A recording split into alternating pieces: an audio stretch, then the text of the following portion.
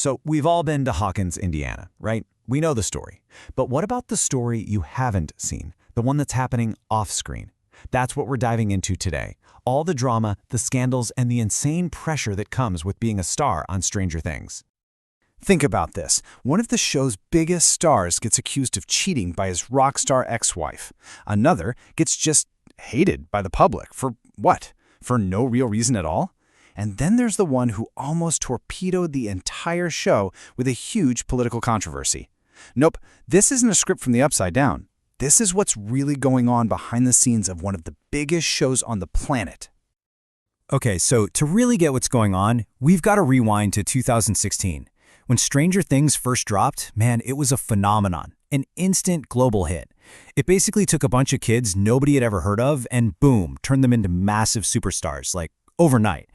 But that kind of crazy sudden fame, it definitely comes with a price. All right, let's kick things off with the adults in the room, the established actors whose careers were just completely reshaped by this show. But here's the thing, their stories could not be more different. For one of them, it was this incredible, triumphant comeback. And for the other, well, it was the start of a very, very public mess.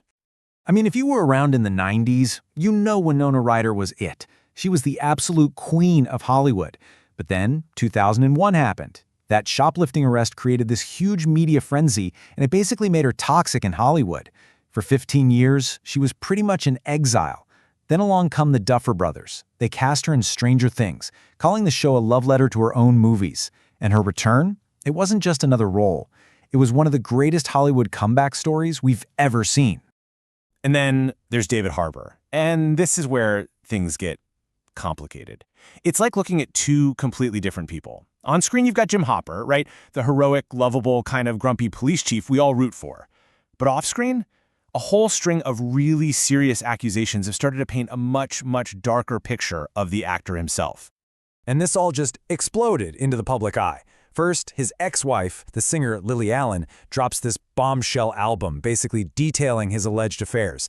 Then, a costume designer comes out and says, yeah, I was the other woman. But honestly, the biggest bombshell reportedly came from the set itself. A formal complaint for bullying was supposedly filed by none other than Millie Bobby Brown. And that, allegedly, is what made Netflix step in, launch an investigation, and even assign Millie her own personal rep to, protect her during filming for the final season.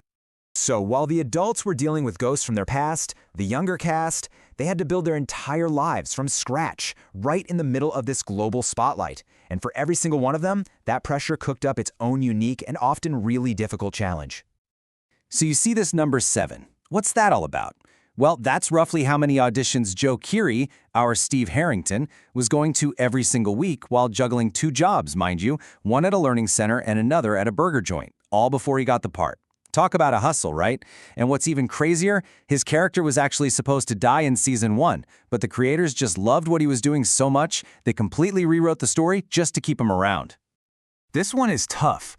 In 2022, Caleb McLaughlin opened up about the racism he faced, not from trolls, but from the show's own fan base. He talked about how he was the least popular cast member online and how he'd be at these conventions and literally watch people skip his line. All because, as he put it, he was the black kid. It's just a really heartbreaking look at the ugly side of a global fandom. Now let's talk about Gaten Matarazzo, who we all absolutely adore as Dustin. He was actually born with something called cleidocranial dysplasia. It's a really rare condition that affects how your bones and teeth develop. And he's been super open about how he was bullied growing up because of how he looked and because of his lisp.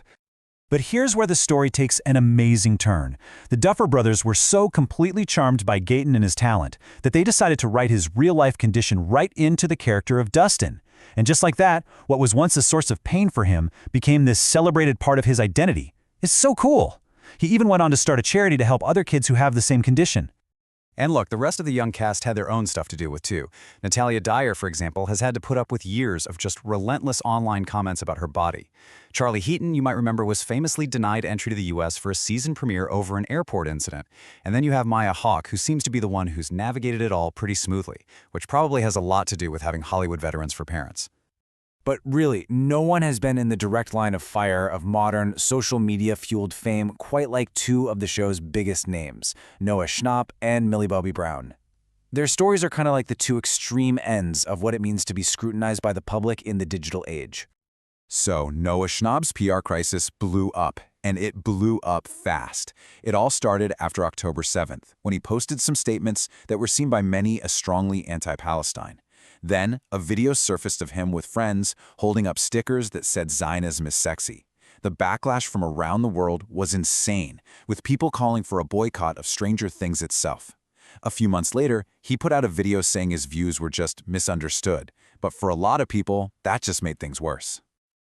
Okay, now Millie Bobby Brown's story is completely different, and it's actually fascinating. The first wave of hate she got had nothing to do with a scandal. It was just because a real personality was the total opposite of 11. See, the world fell in love with this quiet, mysterious, reserved character. And then, in interviews, they saw this loud, energetic, super talkative teenager, and they were just shocked. They didn't like it. And honestly, from that moment on, it feels like she just couldn't win no matter what she did. When she was 14, she was annoying and attention-seeking. At 18, her friendship with the rapper Drake was inappropriate. Then, as a young adult, she was suddenly looking too old, like she was over 40. And now? Now she's getting criticized for getting married and settling down too young. You see? The goalpost just kept moving, but the criticism? That never stopped. So, here we are. The show is gearing up for its final season, and this cast is at a really unique point. Not just in their careers, but really in the whole history of what it means to be famous. And this is why their story is so important. They're not just child stars. They're the very first generation of child stars to have their entire teenage years documented, judged, and picked apart in real time by billions of people online. For them, there was just no escape. And all of this leaves us with one last big question. When the show finally ends, when the lights in Hawkins go out for good, they're all going to face their biggest challenge yet. What comes after Stranger Things? So who's going to be able to take this insane level of fame and build a real legacy, and who is just going to become a fond memory, a piece of nostalgia from a show we all used to love? I guess only time will tell.